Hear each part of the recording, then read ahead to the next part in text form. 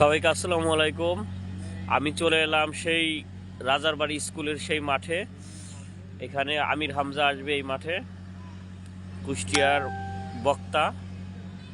এবং আপনারা কেউ বলতেছেন যে মঙ্গলবার আসবে, কেউ বলতেছেন বুধবার আসবে।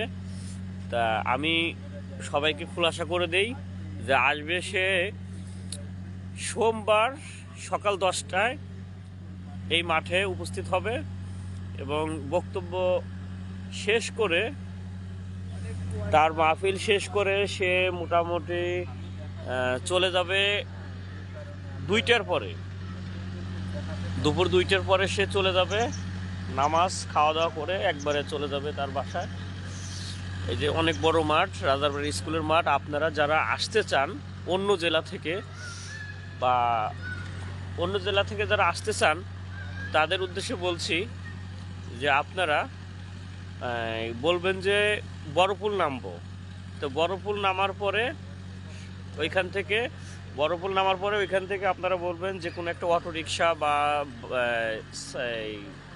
রিক্সা, তাদেরকে বলবেন যে রাজারবাড়ি স্কুলে যাব।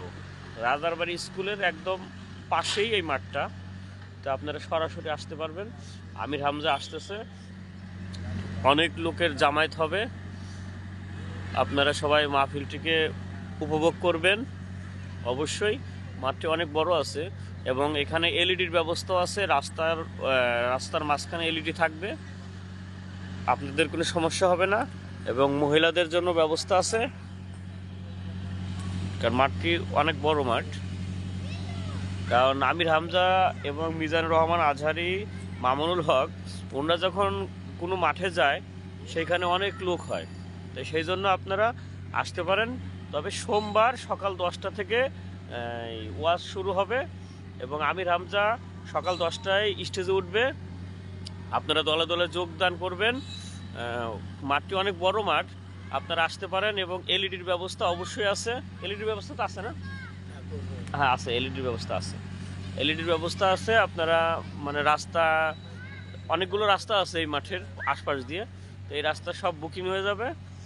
এবং আপনারা যদি আসতে চান, যারা ইউটিউবার, আপনারা যারা ভিডিও করতে চান, তারা আজকে রাতে এসে পাস নিয়ে যান।